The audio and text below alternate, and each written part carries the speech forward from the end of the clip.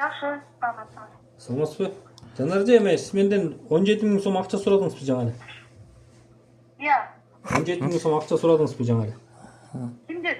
Менден. Эмнеге? Сиздин WhatsApp'ыңыздан мага сообщение берди. Сообщение келди да, эртең эмеңизде М-банкта 17.000 сом акчаңыз барбы, эртең кайтарып берем депчи. Жок. Мен андай эчтеке жазган жок. Мен эсинде акча сурап. Роман Жуматович булар алдамчылар жазып атат да демек.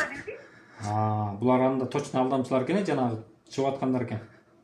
Билбейм аны, мен андай жазбайм да. Менин телефонум менен бардыбы? Ооба, сиздин номериңизден келди, WhatsApp'ыңыздан келди.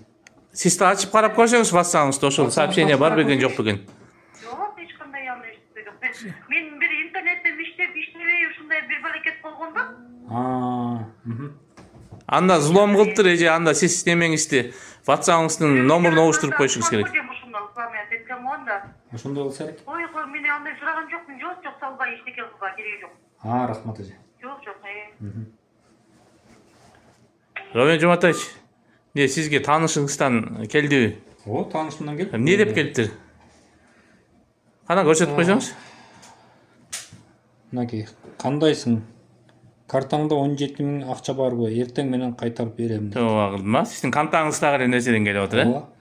Анан чалдыңыз эле жок деди. Чалдым эле жок деди. Булар аферисттер, анда жооп бербей коюңуз анда. Рахмат. Элге да үлгү болсун, чыгарып коелу. Каршы болбосоңуз. Ооба.